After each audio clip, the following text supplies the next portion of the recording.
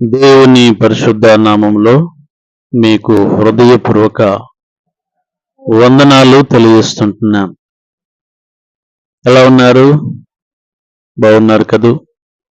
ప్రభు మహాకృప చేత మేము క్షేమంగా ఉండి మీ యోగ క్షేమాల నిమిత్తమై ప్రార్థన చేస్తుంటున్నాం.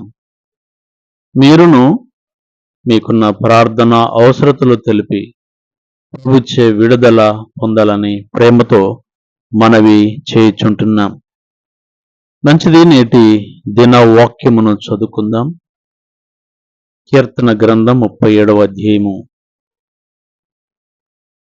16వ వచనాన్ని మనం చదువుకుందాం. నీతిమంతునికి కలిగినది కొంచెమైనను బహు మంది భక్తిహీనులకున్న ధన సమృద్ధి కంటే శ్రేష్టము అనే సంగతులు ఇక్కడ మనం చూస్తున్నాం. భక్తిహీనునికి ఎంత సంపాదన ఉన్నా అది వ్యర్థమే.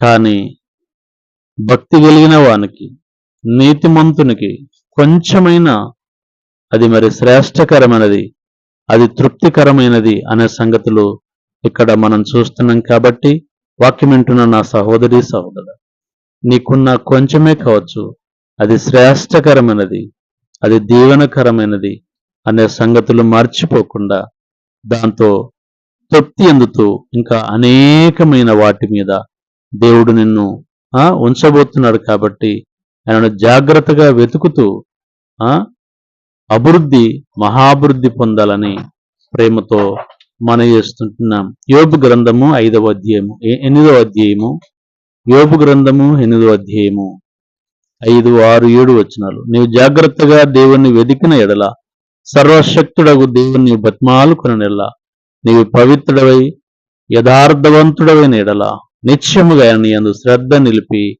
నీ నీతికి తగినట్లుగా నీ నివాస స్థలమును వర్ధిల్ల చేయును. కనుక మొదట నీ స్థితి కొద్దిగా ఉండను, తుదకు నీ మహా అభివృద్ధి పొందుదువు అనే మాటలు అక్కడ మనం చూస్తున్నాం. కాబట్టి వాక్యం వింటున్న నా సహోదరి సోదరుడు, మొదట నీకున్నది కొద్దినే కావచ్చు, భక్తి కలిగి అదే శ్రేష్టకరం, అదే దీవెనకరం. భక్తిహీనునికి ఎంత ఉన్నా అది వ్యర్థమే. నువ్వు జాగ్రత్తగా ఇంకా ప్రభును, ఆయన సన్నిధిని, ఆయన సత్యమును వెతుకుతూ ఉండు. అదిగో నీ స్థితిగతులు కొద్దిగా ఉన్నప్పటికీ రాను రాను రాను రాను ప్రభు నిన్ను అభివృద్ధి పరచబోతున్నాడు, మహాభివృద్ధి పరచబోతున్నాడు. కాబట్టి ఈ నిరీక్షణ కలిగి ప్రభునందు జీవిస్తూ ఉండము. God bless you. దేవుడు ఇంకా నిన్ను దీవించి ఆశీర్వదించును గాక. ఆమేన్.